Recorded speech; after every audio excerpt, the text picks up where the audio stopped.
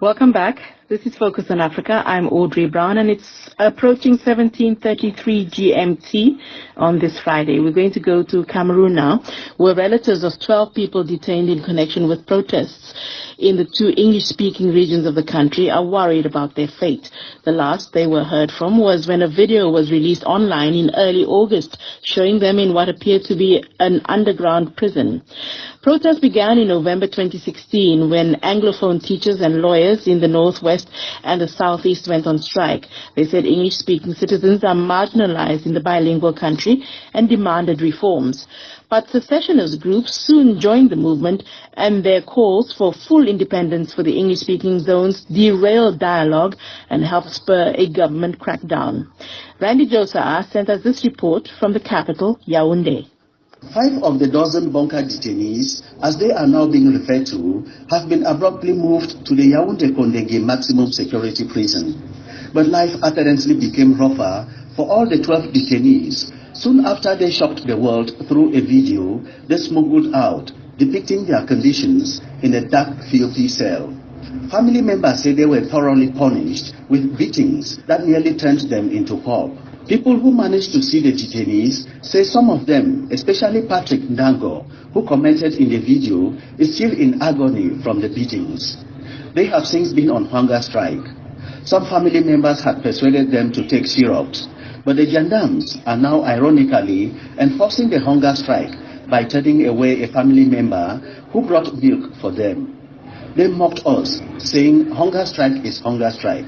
It's either they accept food or they stay hungry. A family member of one of the detainees told the BBC, citing a gendarme on duty.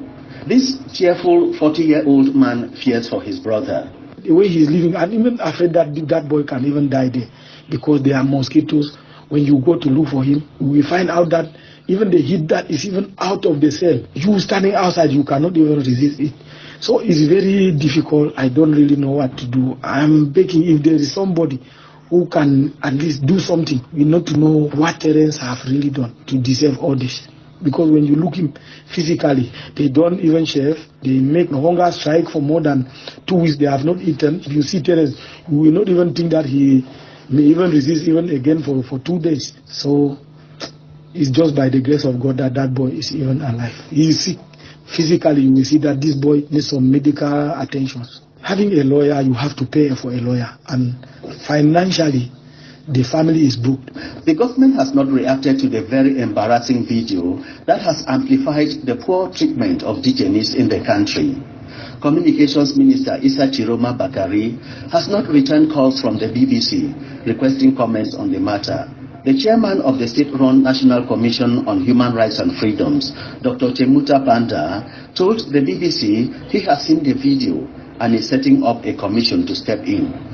The bunker detainees and the continuing arbitrary arrest of Anglophones in the country is on every lip and on social media. Irrespective of the kind of crime they must have committed, they don't warrant such treatment. All human rights organizations have condemned that.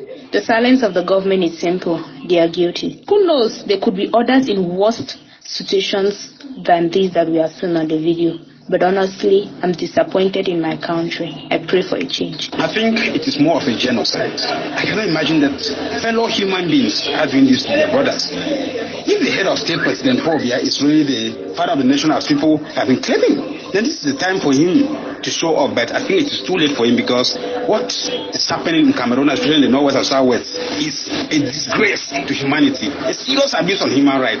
Relatives who searched and found the detainees have since the publication of the video vanished.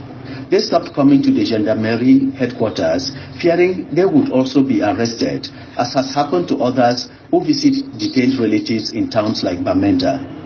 Even lawyers who initially showed interest in the matter have also stopped intervening.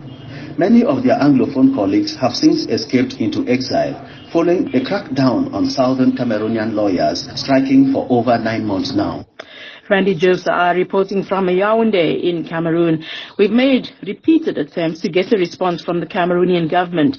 We haven't succeeded in getting one so far.